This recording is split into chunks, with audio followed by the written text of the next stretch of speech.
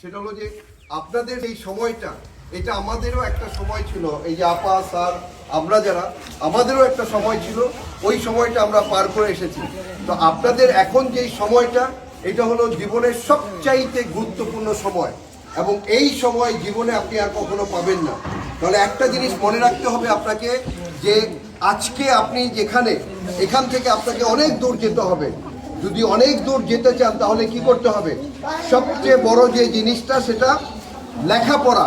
তাহলে আপনাদেরকে মনোযোগ দিয়ে লেখাপড়া করতে হবে।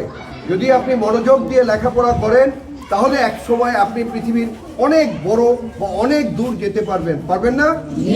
তাহলে একটা জিনিস সব সময় আপনার ইন্সপিরেশনের জন্য সব সময় মাথায় রাখবেন, যে আপনার যে বাবা মা, তারা যে এত কষ্ট করে টাকা উপার্জন করে আপনাদেরকে যে স্কুলে পাঠাচ্ছে, এবং তাদের একটা স্বপ্ন আছে যে আপনি একদিন ডাক্তার হবেন, আপনি একদিন ইঞ্জিনিয়ার হবেন, আপনি একদিন বড় আইনজীবী হবেন, আপনি একদিন বড় সায়েন্টিস্ট হবেন।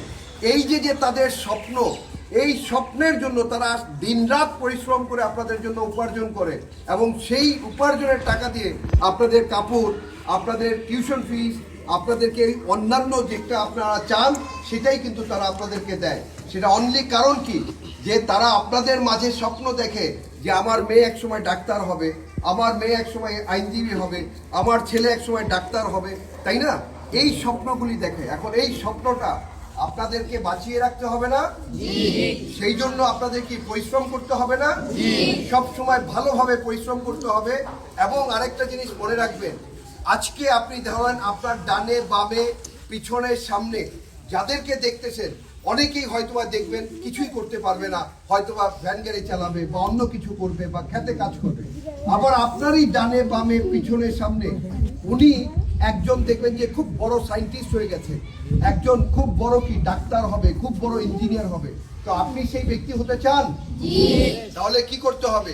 সব সময় জীবনকে সিরিয়াসলি নিতে হবে, এবং আপনাকে সেটার জন্য একটা স্বপ্ন দেখতে হবে, এবং সেই স্বপ্নটাকে বাস্তবায়ন করতে হবে, এবং বাস্তবায়নের জন্য সেটার জন্য কি খাটতে হবে না? এবং